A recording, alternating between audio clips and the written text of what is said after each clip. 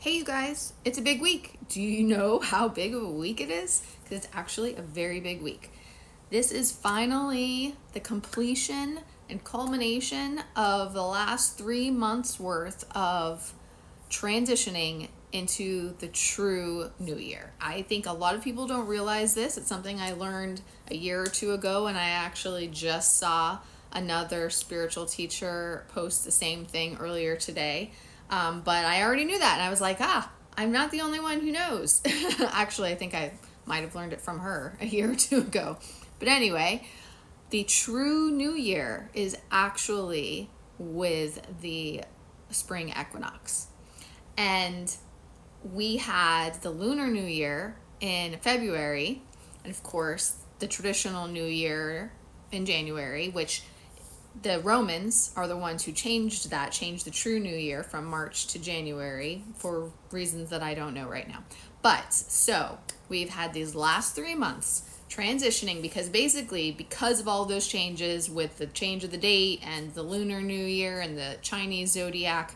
It basically means that the first 3 months of the year, it's not a complete shift in energies. It's a transition of energies. So we have spent the last 3 months transitioning from the year of the snake into the year of the horse, and it finally reaches its completion and culmination point this weekend, March 20th, equinox day.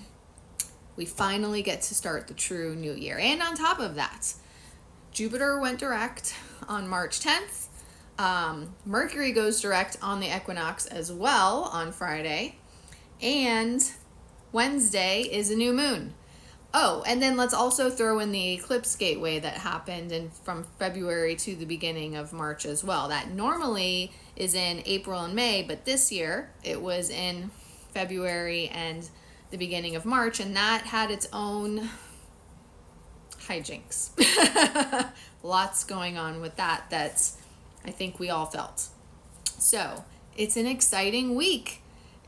We finally get to fully leave the year of the snake behind and get into the year of the horse. And I actually started off 2026 labeling this like the year of the phoenix for me, or something like that. I can't remember my exact words.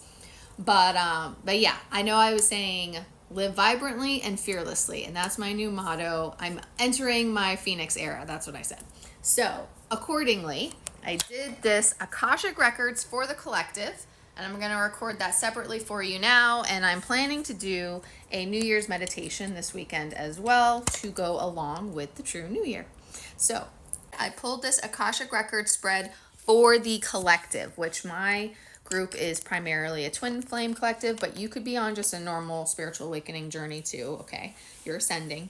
So let's get into it. Just keep in mind that you might not be exactly where this shows, but I do think Spirit speaks in generalities for collective readings also. So just there can be some wiggle room, okay?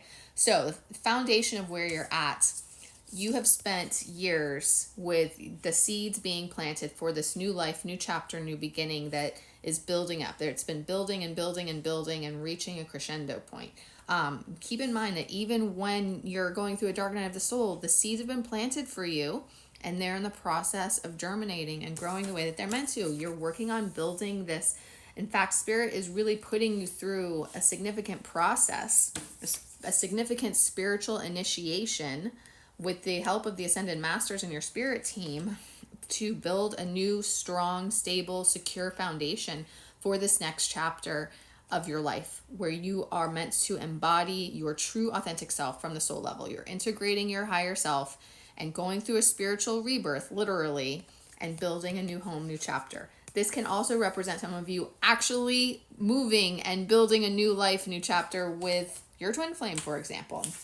But it also requires leaving behind karmic cycles, karmic situations, and anyone who is holding you back and does not see or appreciate the true you. And accordingly, of course, the lightning bolt had to come out, which is like the tower, to say Spirit is going to shake things up and make these changes happen, help you break free from these situations to move in the direction that you're supposed to for yourself. And if you are in resistance and you're struggling to make these changes, then the finger of God is going to come in and create situations that force things along the way they're supposed to happen, okay?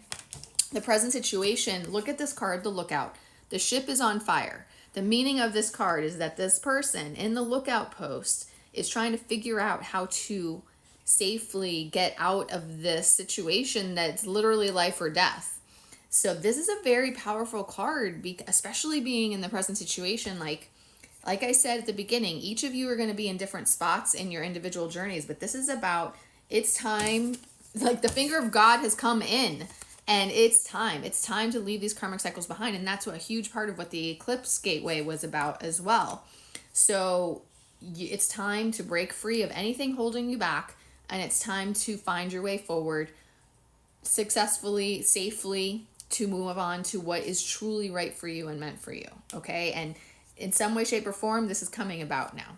And we've hit that culmination point where spirit is forcing these karmic endings to take place. Now, I do think that the majority are ready for this to happen, are ready to leave this stuff behind and move forward in the ways that are meant for them and that are right for them. But like I said, if there's any resistance, spirit's going to make it happen. So you find yourself either in the midst of situations that are forcing changes and forcing movement, or you're ready to take the leap yourself anyway, and the events are being orchestrated to help you do that.